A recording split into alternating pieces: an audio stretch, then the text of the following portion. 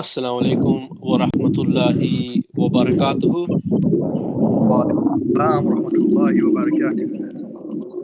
Well, guys, there's some serious noise in the background there. So, can you guys? All right, okay. I think it's gone now. I'm not sure which one of you is playing Darth Vader, but sounds good. Alhamdulillah. How you doing, my brothers? How are you? Alhamdulillah, Alhamdulillah, how are you? Yeah, I can't complain, bro. Can't complain. How's my favorite Kashems? Actually, I shouldn't say that because the others will be a bit offended, but you know what I mean. You just make sure they're not listening. Alhamdulillah, doing well, thank you. How are you guys? Good, man. Good. Just enjoying maybe the last decent day of weather. I think probably. Apparently, it's going to be nice next couple of days, but I don't know how about after that, really. Okay. JK, how's things with you, bro? Yeah, alhamdulillah, not bad. Going well, like you said, just enjoying the weather. Good stuff, man. Good. It's very it's a very British type of discussion, isn't it? When you like just chatting about weather, isn't it? I was thinking that earlier. I'm sure maybe we can come up with better icebreakers next time. Because it always seems we talk about the weather. You know what I mean? It's usually a sign of when people haven't got anything else to talk about. Certainly when you're speaking to your colleagues, we've obviously got a lineup ready to go into detail, but when you bump into people for the first time, it's like nothing else to talk about, just talk about the weather, isn't it? Yeah, exactly, man. Exactly. Well, inshallah, let's forget the weather, because you're right, there is loads to talk about on this week's edition of What's Happening Muslims, a weekly roundup. Got a few segments lined up, but to be honest with you, I'm not sure how many we'll be able to get through, because I want to start off with a really concerning issue, and I think, to be honest with you, we may actually go quite deep into this. We'll see how it goes with any other topic, but this is something which is, you can say, close to home to all of us on this podcast, because we're all linked to the subcontinent. So I came across a BBC report, and it was titled "Beaten and Humiliated by Hindu Mobs for Being a Muslim in India."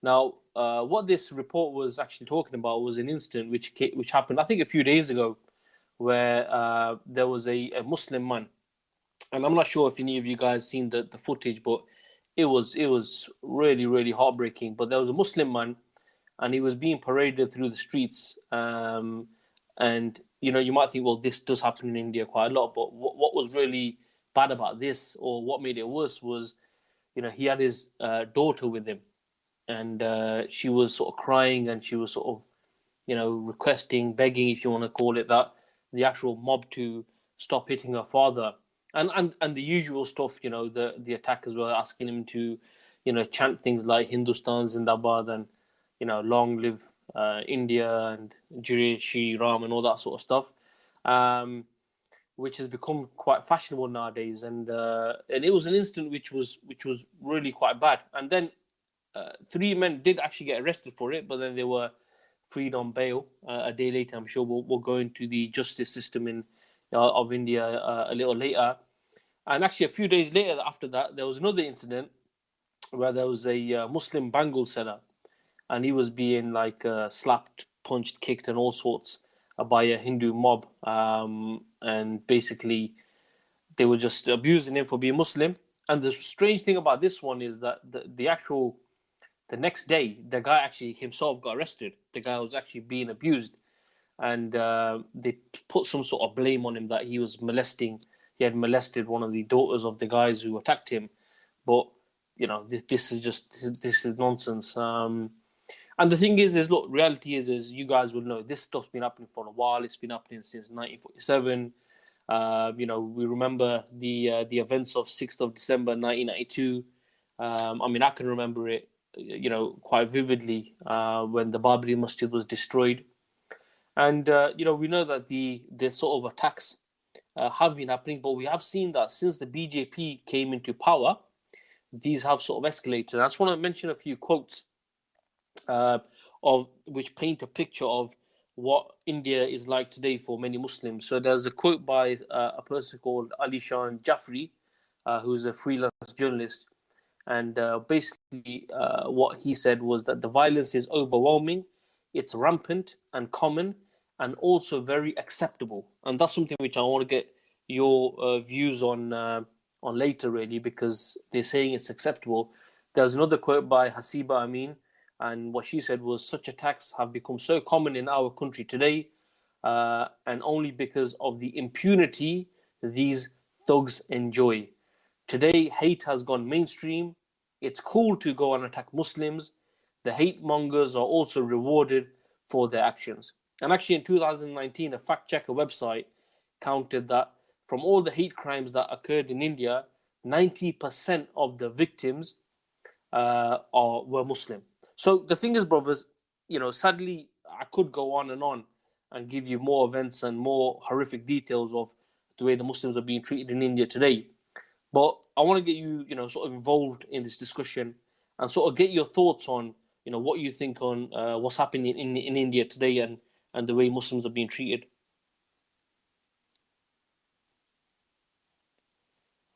Anyone? Yes, Rash, go for it. Yeah, no, it's a difficult one, isn't it? Because it's not something that is just happened like recently. It's been going on, like you said, for a very long time. You now and again hear mainstream media talking about it, but really, it's not highlighted as much as other things. Definitely. So yeah, so the real issue is even though there's 200 odd million Muslims in India, their lives are being made more and more difficult because of the right wing Hindutva, Modi government. People are seeing it left, right, and center. But our problem is, and let me compare it quickly to Afghanistan and quickly to the issues that we saw in Palestine. Our problem is and I don't mean to blame Muslims in a way, but our issue is we seem to get steered by the media as much as anybody else. So now that Afghanistan is being covered wall to wall, everybody has a concern for what's happening in Afghanistan. When in Ramadan, when Palestine was being covered wall to wall, we had an interest in what was going on there. We marched, we protested, we did, all sorts. But actually, just the situation of the Muslims in India, these videos are commonplace. You literally see one of these videos every couple of days, a Muslim being beaten every day.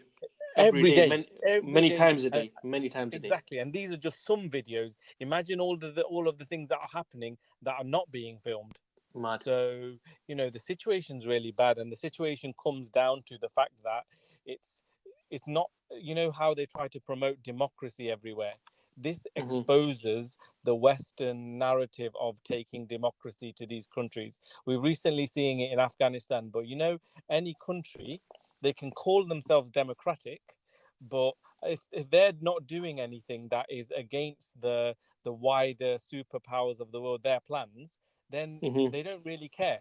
Why are America so concerned about women's rights in Afghanistan and promoting that on the media, yet the way women are raped and treated, the way Muslim women are treated in India, they don't care, because really it doesn't serve their political agenda. And this is the issue. So I don't want to give a long lecture or anything, but I would just, from my point of view, it's kind of sad that this issue has been going on for a very long time. We can delve into the detail of why, because definitely that's something Muslims need to be aware of. But the real shame, in my opinion, is that we ourselves, and I can blame myself first and foremost, we also get steered by the media, whatever they want to portray, be it Afghanistan, Palestine. That's what we seem to concern ourselves with. And the things that are happening in the background, and maybe we don't see it as much, we don't seem to put an interest into it. Yeah, definitely. And it's a really valid point you're saying, the fact that in India, forget just Muslim or non-Muslims, in India, the way the situation for women and the rape and stuff like that, it's on a next scale, bro. Horrendous scale. But like you said, they, the Western, the superpowers are too worried about the Muslim women. Exactly. And if they want to promote democracy, what kind of democracy is that? It's autocratic, it's fascist, it's right wing, it's the Muslims are being made the other, There, like you said, I think previously, there's practically a genocide happening there. But why is the Western world silent on it? Comparatively speaking, okay, the odd article here and there, but they are silent on it. But yeah, in other places where they have their own political interests, they're willing to use their media wall to wall.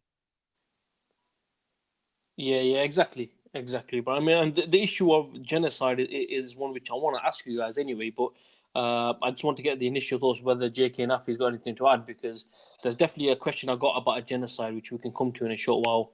Yes, JK. Yeah, I think Rash hit the nail on the head really when he speaking about as a Muslim ummah, literally in every Muslim country we can think of, the Muslims are being persecuted and harmed, and India is just one of those examples. And the question you're asking about why the Western world kind of highlights certain issues above others, really like Rash was saying, it shows that they're not humanitarian. They're not a moral actor. Like they're not. A lot of people, they would talk about morals and humanity and helping others and aid and all of this in their spiel and what they talk about. But in reality, that's not their concern, and that's why you'll find that they only highlight issues that serve their agenda to serve their interests. But when it comes to certain issues like India, they don't speak about it because, like Rash is saying, there's nothing to be gained there. In fact, actually supporting Modi and supporting the Indian government, current ruling party, there's more to gain there. So you'll find that they will highlight the atrocities of China. They'll highlight the atrocities, maybe what they call atrocities in Afghanistan, but not because of a moral duty or a humanitarian concern. More because they just use that as a smokescreen to push their interests, and this really highlights the hypocrisy of the Western world. And I think the question we need to ask is, what is it that will solve, which power or which ideology, you could call it, has a concern for the people that are being mistreated in India? And it's Islam. It's the Muslim Ummah that will only care. So we shouldn't look to the UN or the US or the Western governments for support and assistance. We should recognize that they only care about themselves. I think there's a famous quote by I can't remember who it was, but it might have been a former US president, where he said that the US doesn't have any permanent friends, or they only have, all they have is interests, and that's the reality. They just have their interests, and they will do whatever is required to serve their interests. And if there's a certain topic or issue that doesn't serve their interests, they don't care about it. But if we know that, then we can now try and resolve it ourselves and recognize that what do we as Muslims need to do to solve the issue, not just for Muslims, but the whole of mankind. There's many issues that are happening, and we know that the solution is Islam for these problems. Yeah, definitely. Afi, you want to say something, bro? Yeah, I think one of the questions that we need to ask ourselves is, what's driving this hatred and animosity towards Muslims in India? Exactly. And why are they doing this? And I think it's probably a discussion for us, but one thing I want to add linked to this, because look, when you see these attacks, they might occasionally say, oh look, this guy was selling beef, for example, or he was going to go and slaughter a cow, but often there isn't a reason for why they're attacking them. They're just attacking them and getting them to chant Hindu nationalistic slogans. Exactly. But we need to question what it is that's driving them.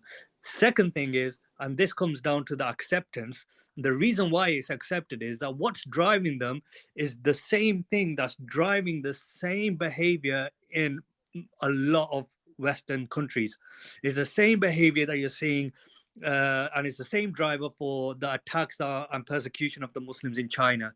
It's the same driver and the same actions that's driving the persecution of Muslims in Palestine, in America, in the West, in France, in Germany. These stories of Muslims being attacked merely for being Muslims is a common theme all over the world. And this is the reason why they don't highlight it unless there's a political agenda for it. Because once you start highlighting it, the question then comes up, well, what's Britain doing about it? What's America doing about it? What's France doing about it? Germany, Australia, whatever. So I think there's a bigger thing here as to what is that driver and how actually that driver unites pretty much the whole Western world against Muslims. Yeah, I would say two things to that, Afi. The first one is you made a really good point, and I was actually thinking about this before you actually made that point. Was that what we're seeing is okay? Yeah, look, there's always been issues since 1947. In regards to the hatred against the Muslims and Islam in places like India. But definitely, what we're seeing is in recent times where there's an escalation, and it's around the world.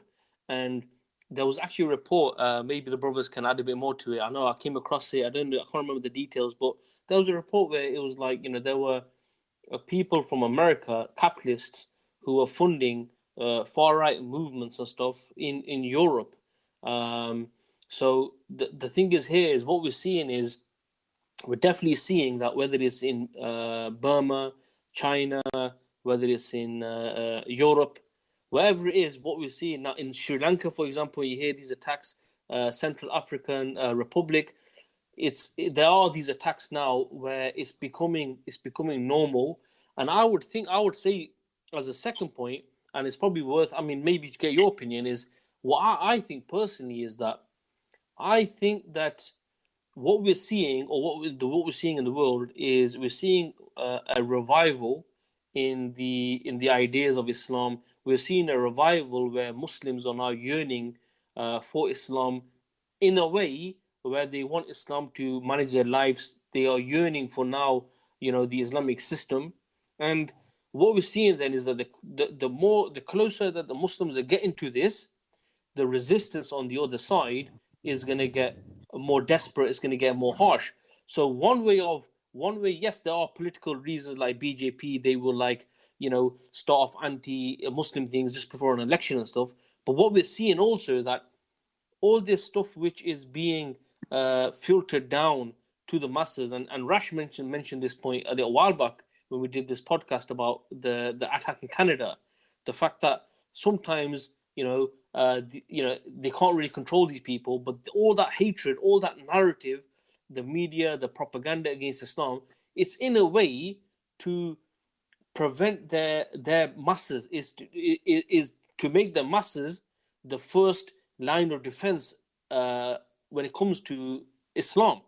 I get them to hate Muslims, get them to hate Islam, a very irrational hatred, a very irrational emotion. Why they're hating Muslims, why they hate Islam, to the stage where they don't want people to be seeing Islam for what it is. I mean, that's what I'm gauging. I mean, what do you guys think about that? Yeah, that comes down to the term dehumanization. And we see this, and it links to your point you was just saying about genocide as well. But dehumanization is to do with, if you can, in a society, if you can make people look down on other people such that they see them as less of a human, or not even a human, or not have the same value as you, then it becomes easier for policies against them. And on top of that, if the government has policies against a minority, then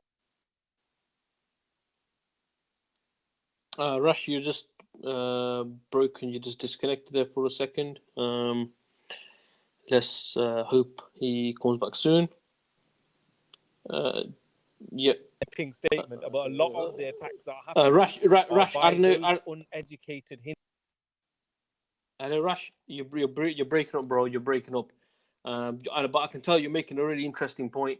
So I'm gonna wait for that point itself. On top of that, like the judiciary, like you say, if you can go and lynch someone and then you get put in prison for one night, and then the next day you can just get out and get away with it, then you're going to do it again if your mindset is that these Muslims are the cause of all of our problems. If you're so uneducated and so stupid to believe that and not think for yourself, then what you do is you completely dehumanize Muslims. But then, just to give the other side of the narrative, this is not to say it's just uneducated Hindus. Even apparently educated ones read into their Hindu scriptures, and their very own Hindu scriptures, and some of their gods are rapists and murderers. So if they see their certain gods that they worship as ones that are allow the killing of people that fall into a certain category, then for them it's like, okay, well, these Muslims are not human according to us. We can do to them whatever we wish, and that's our way of getting them out of our country, because we want to make India a Hindu nation state. Yeah, I mean, what they've also tried to do as well, Rash, is they've also tried to show Islam as being something foreign.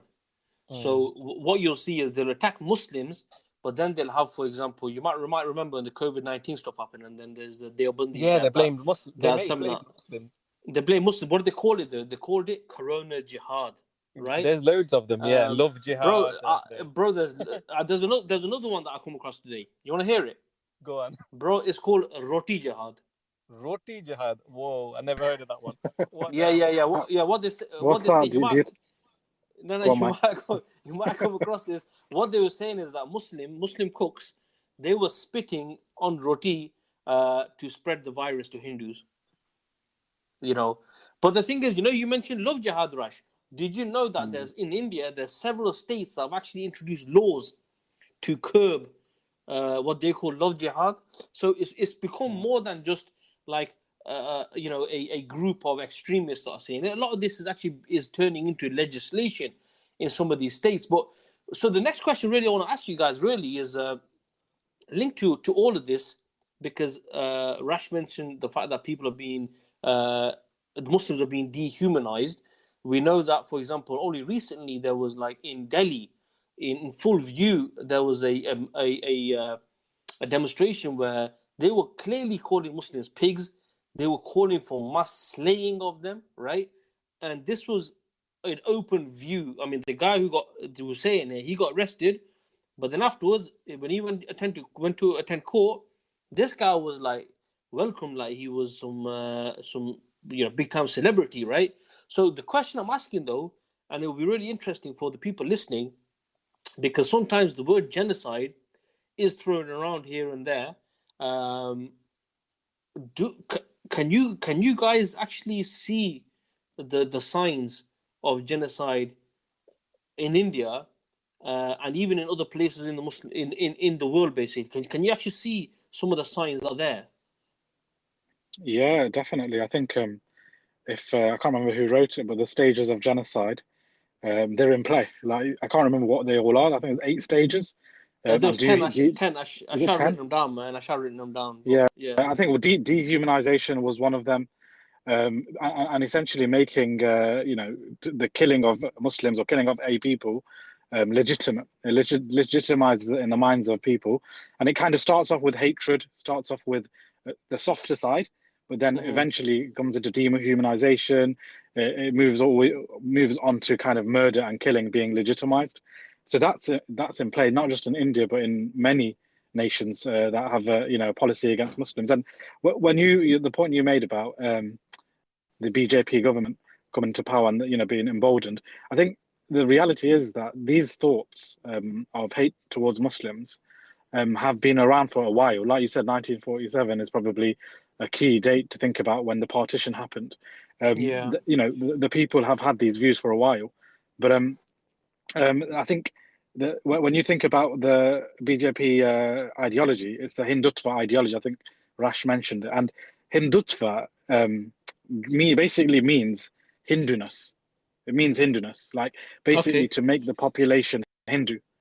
There's no wonder, and this term was popularized by someone called Vinayak Damodar Savarkar. That's what they call him in the early 1920s. And basically, it's a nationalist fascist ideology that seeks to make Hinduism dominant. And even the terminology that they use for India is Hindustan, isn't it? Hindustan, the nation for Hindus. So all of this is linked. But the reason why it's become very popular now is firstly because what Aftab mentioned about the rise of populism, the rise of nationalism in all across the world against Muslims, but secondly because the BJP government, the government itself, is really emboldening the people that have these views.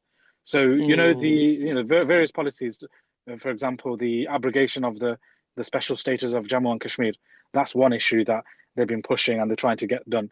The building of the Ram temple in is it Ayodhya. Ayodhya, Ayodhya. the site of the Ayodhya, the site of the Babri Masjid. That's another thing they've been doing. And I think Modi himself laid down the foundation for that, removing any remnant of Muslim history.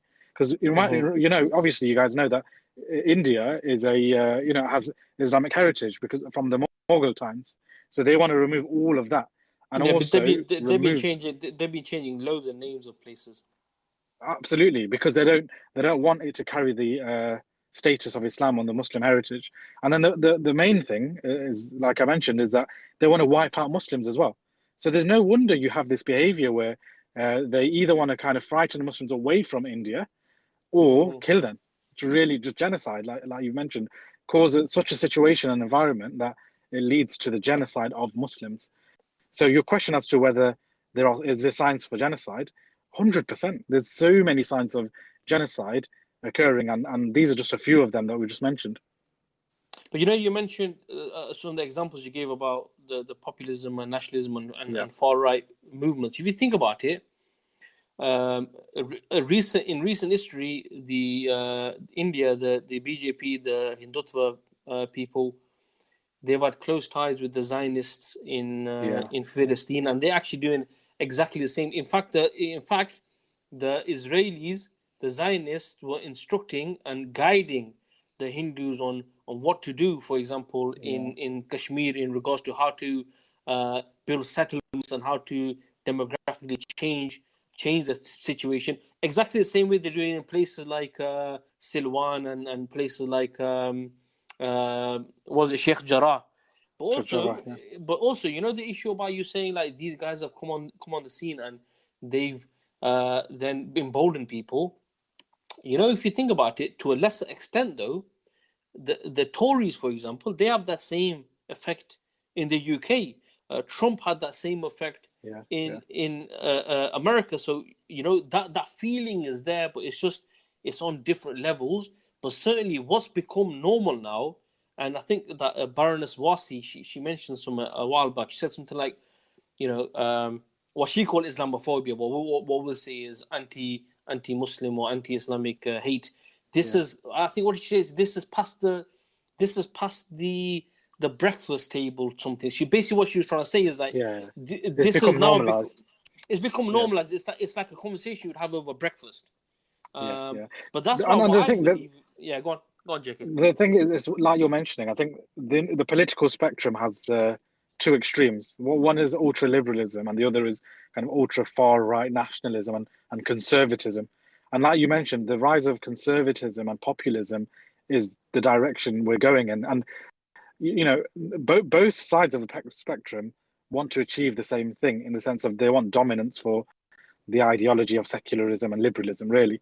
But with conservatism, what you get is they want the rise of the authority and secularism and liberalism, but they hold on to some of those conservative values, such as the British nationalism, for example, in Britain. But in India and in other nations, you'll have the Hindu nationalism. So even though they're at odds in the political spectrum, they want the same thing. But what you'll have with conservatism and far-right nationalism is that it's very harsh and it's very much blatant. So their hatred for Islam and anything against their way of life isn't. It won't be done through diplomacy or trying to change you and kind of make integration. Isn't the point there? Here is, if you're different from us, we'll let you know and we will make it clear and push you out. Unless you're on board and you reject all of your Islam, you're not accepted. And I think that's the difference you're having here with, like you said, with the rise of Trump, with the rise of, the fact that Nigel Farage and stuff got prominence in the UK with Brexit and all of that. So all of that is happening across the world. Yeah, the thing is, the preparation for genocide is against Muslims. It's a global phenomenon. It's not just in India. Like you say, I agree, Rash, of Muslims is a global demonization. So that's why, where Muslims are dying, if that's happening, that doesn't sell newspapers, because rather it's where one Muslim might go and kill a group of non-Muslims. That will be in the media, immediately, because people are concerned by that. like we see in like New Zealand. But when it's the other way around, when there's millions or thousands of Muslims being killed because Muslims have already been dehumanized, because people already put Muslims into that category, that's why it's a global effort to dehumanize. India have just taken advantage of this, because India have seen how, for example, how Russia was able to annex Crimea, how Israel have been allowed to annex Palestine, and then recently Golan Heights. So they've seen, well, this is our opportunity now. Yes, there's 200 million Muslims here. So anybody would argue, how can, in this day and age, you carry out a genocide against 200 million people? But it's not just about a genocide of killing them. It's about, like JK is mentioning, putting so much fear in them, getting them to leave, oppressing them so much, such that they can facilitate this Hindu state that they want, because the powers that be, like the superpowers, your Americas, your Britons, your Frances, they don't care that the people who are suffering are Muslims. If it wasn't Muslims, then they would pull out the democratic card, they would pull out the oppression card.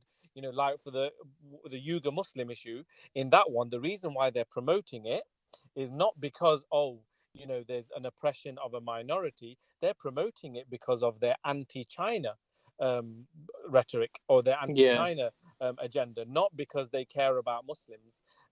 So I think that's one thing we need to appreciate. And the genocide is very much, or the preparation for genocide is very much in situ. Yeah, no, 100%, bro. And if you think about it, with the media, with what's happening in Kashmir, this is something which we're not aware of on what level it's going on. But some really good points there, bro. That it is a global thing that's going on here. Just a couple of tiny little facts to add to that. Remember what was happening was they prevented lots of Muslims from voting in India, because they said, oh, you don't have like papers for your property and stuff like that. So what they've tried to do is make sure the number of people who can vote will vote pro-Hindutva, pro-BJP, pro-right-wing, pro-Hindu, and anybody who's going to be pro-Muslims, they weren't able to vote. And then on top of that, those people who didn't have paperwork, they were flagged as illegal infiltrators. So again, that's another way they've been trying to chuck Muslims out of India. So millions, bro, millions of people. Millions, exactly. So it's a process. So some people are being oppressed, and some people probably leaving of their own will, because they're thinking like UP, Uttar Pradesh and stuff like that. How can you live there now as a Muslim? That must be crazy amount of people who must have left places like that. But on top of that, there's lots of other strategies that they're carrying out to try and get rid of Muslims and maintain their dominance. Just to add that, I think there's a far more dangerous phenomena than that occurring, which is the dilution away from the Islamic identity. And excuse me, just to add to that, you've got people in India who are seen as national heroes and role models, who on face value appear to be Muslim. You got the Khans in Bollywood and many more like that, who are seen as national heroes and often praised by the likes of the BJP. So if you are a Muslim and you represent that version, then you're fine. You're fine, and they'll have nothing to do with you. I think it's when you represent a version of Islam which isn't in line with the way the establishment wants, then there's an issue. And what that drives is for people, and it forces them to compromise or to adopt a version of Islam which is in line with or is accepted by mainstream society. And we've seen that here with moderate in the West, especially with this version of moderate Islam, and more so over in these like countries like India. And what's driving, and why I think this is a far more dangerous phenomenon and is actually where they're heading to, is because I would question, there's two things that I picked up on what's happening there.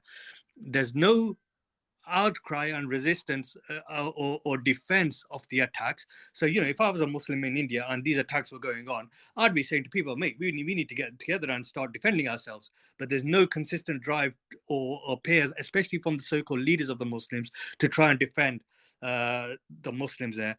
And the second thing that's actually happening is that there's a loud voice in India to say that actually we need to integrate Muslims into mainstream politics. I think it's similar to what you were saying, Mad. Once you're integrated into that system and into that, the way things are done and what's acceptable in India, automatically then you've embroiled yourself in that way of life, and you've given away a major part of the Islamic identity anyway. And that's where you then start going down this slippery slope, which was a tactic that was aimed at Muslims in Europe, over a decade ago, and it's still going on. And I think that drive is occurring in India. And secondly, I think the biggest thing is that I don't see a resistance, forget from Muslim leaders of other countries. Even the so-called community leaders in India aren't saying to Muslims, like, look, wait a minute, we need to do something here because this is getting out of hand. You know what? The only thing I would say to that, bro, is definitely what you've said, and we've spoken about this many times. Exactly what you've said. The Muslim identity is something which there's a global effort in trying to change that into one which is acceptable to a secular world. The only thing I would say is that there's definitely elements within the Indian establishment, even before, like in Congress, who definitely were pushing that. Because one thing you'll notice is, I can't speak so much for Bangladesh, but actually, to be honest with you, in all respects, it's very similar. That one thing that you got when you got Pakistan, Bangladesh, and India was you had people that were nationalistic. Now, one thing, if you speak to Muslims from India, one thing you gauge from them is that, and which is their downfall, to be honest with you, is all of them refer to, for example, not all of them, a lot of them refer to the constitution. They try to show themselves as being more Indian than Indians, right? If you know what I'm trying, the Hindus. But I think definitely there is that effort. This particular effort, I think, with the BJP and stuff like, I think this is crazy. I really see this from a genocidal point of view, where it's senseless, just execution, is senseless genocide. Whilst definitely what you're saying is something which has been going on since 1947, which is to incorporate the Muslims, but there's always been resistance within, from the Hindu side, actually, that even the Muslims, no matter how pro-Indian they show themselves, they were always seen as Pakistanis. So it boils down to that same issue where, there is a big confusion where Muslims and Islam, when they were divided into nation states and some became majority in their countries, some were minority, they've always been seen with suspicion. And that's why Allah subhanahu wa ta'ala told us over 1400 years ago that, the Jews and the Christians, the non-Muslims, they'll never accept you until you follow their way. And I think it's just a dilemma that Muslims will always be in, that they will always be seen as a threat to people, whether they're liberal, whether they're far right, or whether they're just genocidal maniacs like these Hindutva people. Ayaz, is there anything you wanna add to this conversation, bro?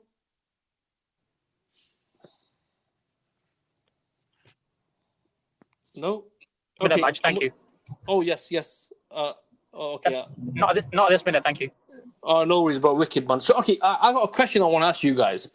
And this is going to be something which, this is purely your opinion, all right? This is purely your opinion.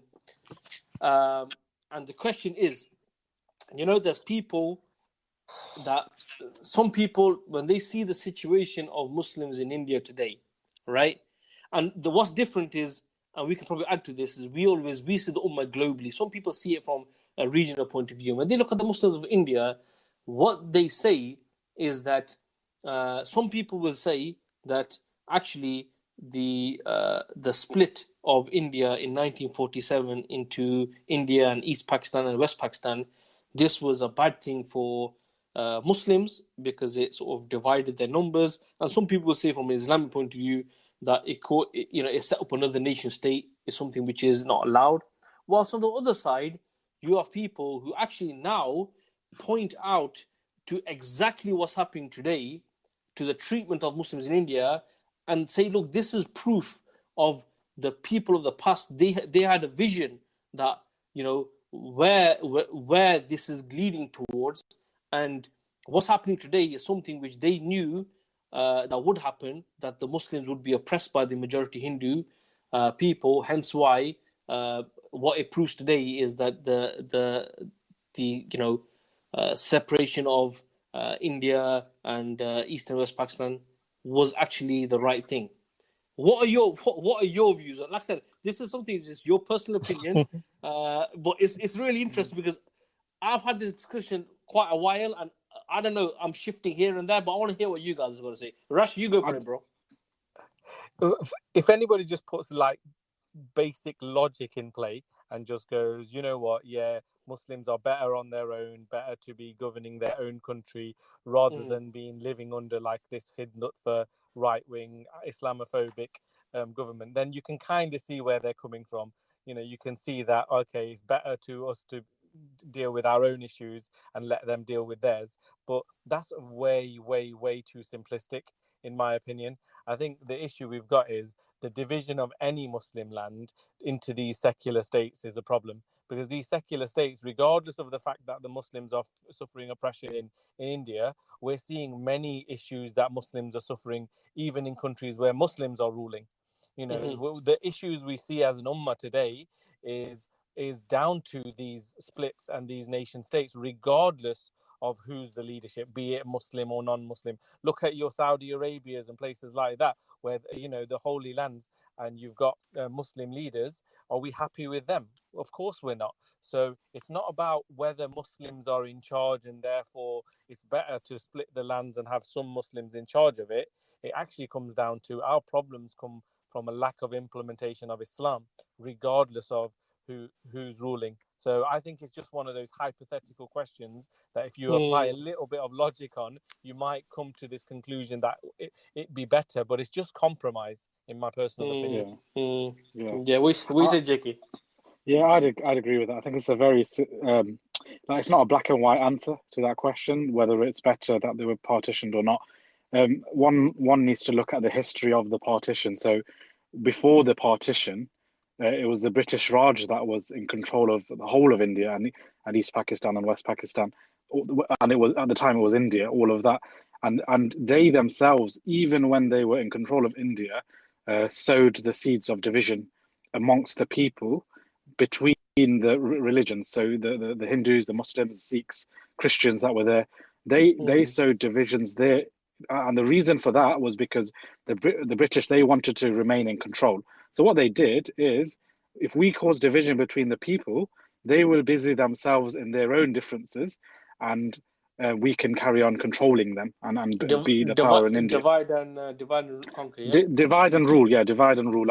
And do you guys, you know, when the partition occurred between India and Pakistan, West Pakistan, East Pakistan, who did it?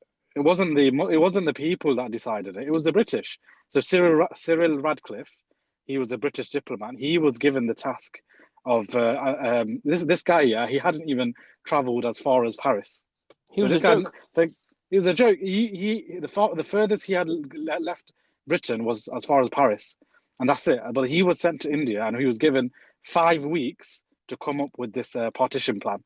And he himself admitted that he used outdated maps. He never went to these sites. He just drew a line between Punjab and Bengal, and he decided what would be East Pakistan, West Pakistan, and what would be India.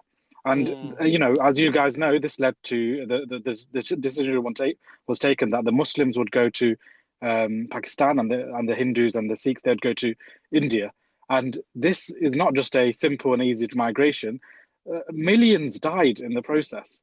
Millions died. And when, you know, there was a lot of animosity between both Hindus, and I'm not saying even before British rule, yes, there was differences and there was hate between the two, but not on the scale you had with when the colonialists came and took over the land, and then they caused the partition.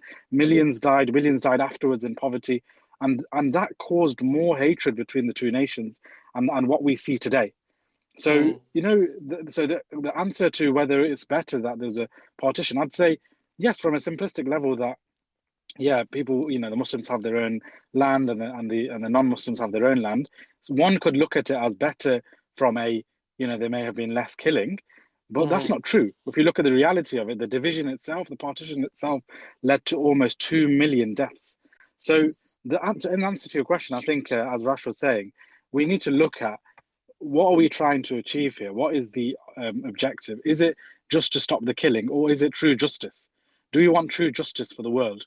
And the only justice is the Islamic justice, and that is Islamic rule. And just to give an example of that, even when Islam was dominant and had authority, that doesn't mean that we had hatred towards non-Muslims, and it was all about. It wasn't the same. You can't view Islamic dominance and authority in the same way as these Hindus are looking for. Under Islam, you had the Muslims. Yes, they had power, but then you had the dhimmis, you had the non-Muslims. They had their rights as well. The Muslim armies would defend these communities. So, this is true justice. If we want true justice for the Muslims all over the world, including India, this is what we need to seek, and that is only by looking at how the Messenger sallallahu alaihi wasallam established that system of justice all the way back in Medina. That is our answer to the problem here. Yeah. Afi, I don't know if you got anything. If it's exactly the same, then just say so. Or if you got No, it's not. It's not exactly the same. To be honest, go on. I find the question a bit bemusing, to be honest, and I think someone needs to actually explain what they mean by it was a good thing, and on what basis. Because, are they saying just from some of the reasons you said, people are saying it's a good thing in the sense that we've got our own land and we're applying our own rulings? Well, that's bullshit, because we know that Pakistan doesn't have any independence anyway. Those rules are, the politics is controlled by external parties anyway. Exactly. And examples of that is, where is the condemnation and the direct action to protect Kashmir, the Muslims in India, the Muslims in China, and in fact on the China issue, the Pakistan's turning a completely bloody blind eye to it. In terms of the establishment, even if you go back to partition and some of the stuff that JK is saying, 100% agree. And to add to this, not only did partition try to create those animosity between Muslims, Sikhs, and Hindus and divide them based upon sectarian lines naturally, they also created animosity amongst Muslims. Let's not forget what happened with East Pakistan and West Pakistan and the animosity that was created there. That Muslims in Pakistan saw Bangladesh as though they were the enemy, and the atrocities that they committed on them. So, is this what you're regarding as a good thing from partition? Yeah, and that was my point as well, really. And Afi's described it better than I did. When you look at it, based on your question, it's too simplistic. People who say, "Oh, yeah, the division was a good thing." You've got to take into account all of the points that both JK and Afi have made. Just something I'd like to add, which I think just takes the discussion slightly in a different direction, is I think this all exposes this idea of, American democracy around the world.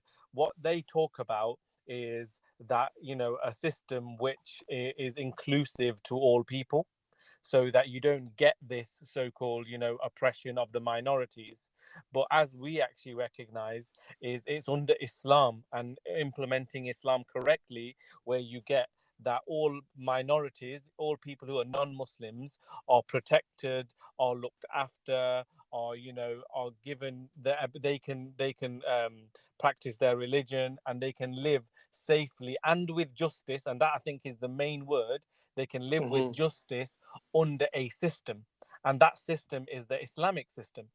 But what the world has been painted, what the Western media and the superpowers of today, they've painted Islam as this thing that divides and oppresses and is terrorism and all of these issues that they see throughout the world. In fact, it's their bogus form of democracy and their so-called exporting of democracy to your Indias, your Iraqs, Syria, and all of these places that have created all the problems. Minorities are now suffering under so-called democracies. Actually, under Islam, minorities were protected. and that's the real discussion that we should be having first and foremost with Muslims, because Muslims themselves are losing confidence, or some Muslims have lost confidence in Islam, in thinking that maybe there is an issue with Islam, because those are the Muslims that are then warming towards some of these scholars and speakers who talking about reform of Islam. But we need to be careful. That's where the discussion needs to be, and Muslims need to appreciate that it's Islam that can bring solutions for mankind, and not just in our lands, across the whole globe. Yeah, I think that, like you're saying, that's the main point, and it is a time where, when we're talking about minorities, whether it's in places like Pakistan, or places like India, places like Burma, or whatever, China, whatever, the reality is that when Islam is being portrayed as something which oppresses minorities, you got to know your history. You got to point out the fact that why is there millions of Arab Christians? Had there been a problem with minorities or people of other religions, then there would be none existent there. Whilst now, let's look at the other side. How many Muslims do you have from the Islamic rule of Spain still there? And there's none, and actually zero. Maybe some will argue that the ones that went into hiding and then later on they might have come out again as Muslims, or their generations after. But the reality is none. So this is that's really important, that we should portray and apply the Islamic ruling, that how is it you treat people with different beliefs and who are minorities. And the only example, I think that's the key point here, really.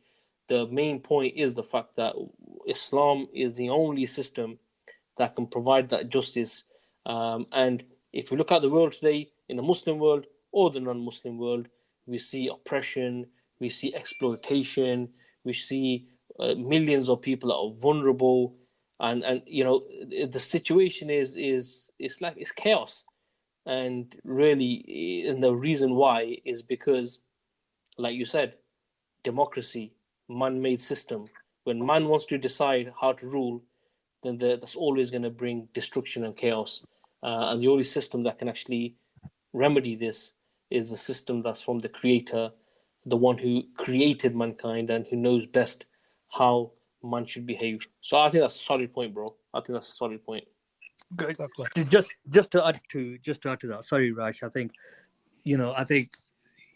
democracy is no doubt a cause of it, and I think it's probably a bit bigger than that. It's probably everywhere where man is allowed to legislate, and Exactly.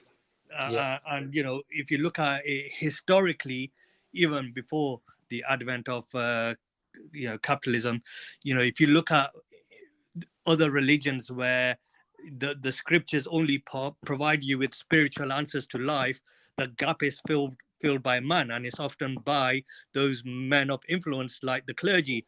And if you look we saw it with communism as well, to be fair. So really good point. With communism as well, and I just giving an example, and you could draw parallels to this with what's happening in India, when even during the Crusades, where the Pope was being the one directing the people, he changed the scriptures. He turned around and said, right, you know what, if anyone who kills a Muslim, they're going to be guaranteed heaven. So go out and do it. And that's how the men were manipulated, and similar things are happening in India, where the priests are the ones, or the hardcore priests or the extremist priests are the ones leading the people, but they're just doing it with the blessing of the BJP.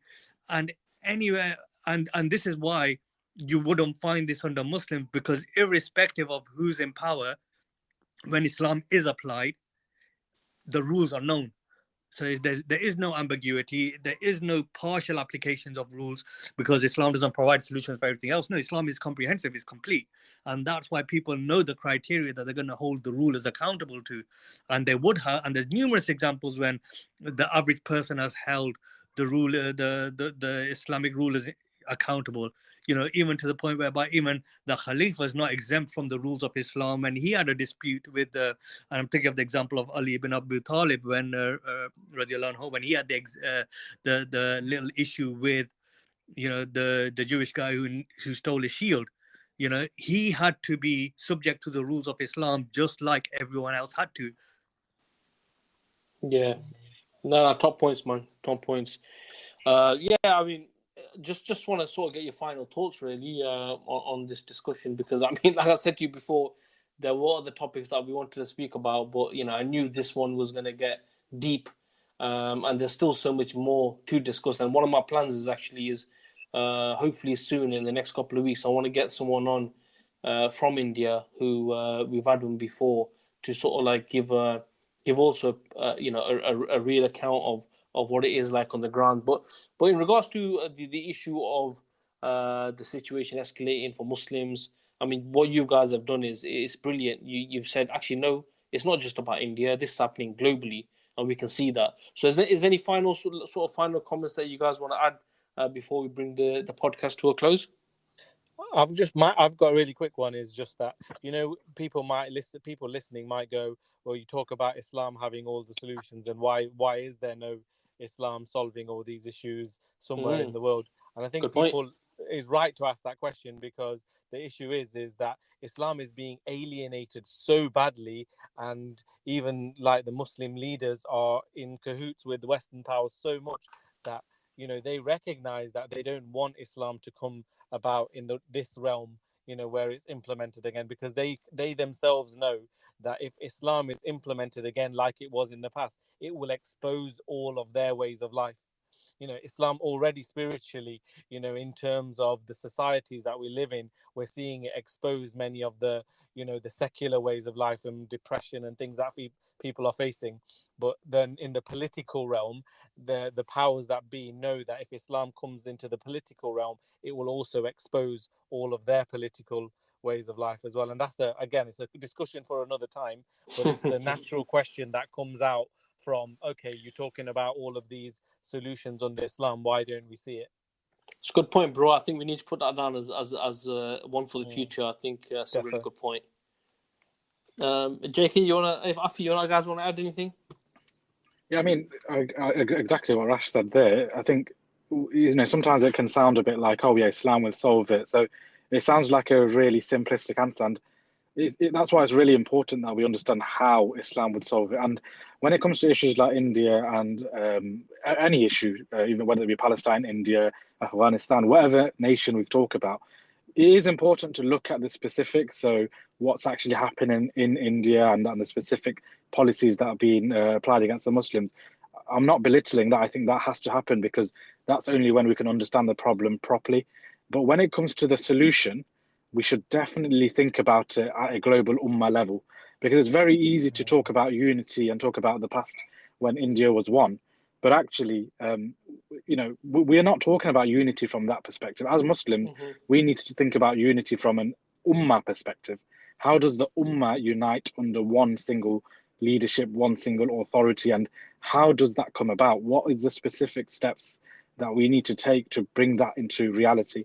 And there's loads to do. I'm always going to big up the Seerah, and I know we've had chats on some of your other episodes, Maj, about the Seerah and why it's so important for us to go back to that and understand what the mission of the Messenger Sallallahu Alaihi Wasallam was, and how he brought about that justice.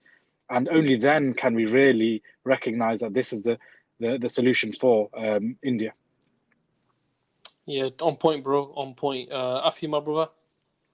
Yeah, I'm not going to repeat what the guys have said. I agree with all that. And I think before we look at Islam being a solution, we need to understand the fallacy of the systems that are in play. And, for anyone listening, I would say that, within every system, wherever they are in the world, there's an elite, usually the most well-off people, who are happy, and they're the ones who do well. Everyone else, their attention's usually diverted in order to maintain that status quo. So just step away from the traps that you've fallen into, and just view the systems that you're living under, view the fallacy of it, view the contradiction of it, view the exploitation of it, and how everyone is just treated like a pawn in the system to meet the agenda of the people who actually run the system.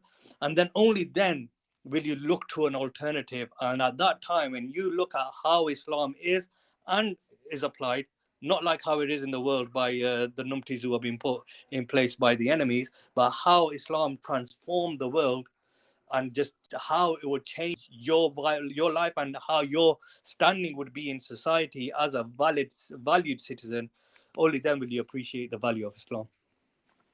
Okay, bro. Jazakallah khair. Some top points. I'll just end it on the issue, link it back to India. But the point I'm said before is that what's brilliant is about what you guys are saying is you're actually linking it to the global issue. And as JK said, we need to see the ummah as India is a problem for the ummah. Palestine is a problem for the ummah. We need to see it. If it's a problem for the ummah, then the solution has to be the same for the ummah. So all I can really say is, I pray that Allah subhanahu wa ta'ala eases the oppression that we see in the world against Muslims, and certainly in India, it is a difficult situation. May Allah keep them steadfast and holding on to the deen and not fall into the traps like Afi was saying, where they change their Islam. But yeah, bro, listen, guys, Jazakallah khair. Really, it's another really good episode. Learned a lot from you guys, and hopefully I know that it's going to benefit, inshallah, the listeners as well. For everyone listening, you can I'm going to upload this. You can get the entire podcast on the Islamic Vibes podcast, which is available on all popular podcast platforms. Also, I'll upload this to my YouTube channel, which is Path to Revival. So yeah, brothers, once again, Jazakallah khair for your comments and stuff like that, and hopefully I will catch you guys on the next one. Assalamu alaikum wa rahmatullahi wa barakatuhu. Wa alaikum assalam wa rahmatullahi wa barakatuh.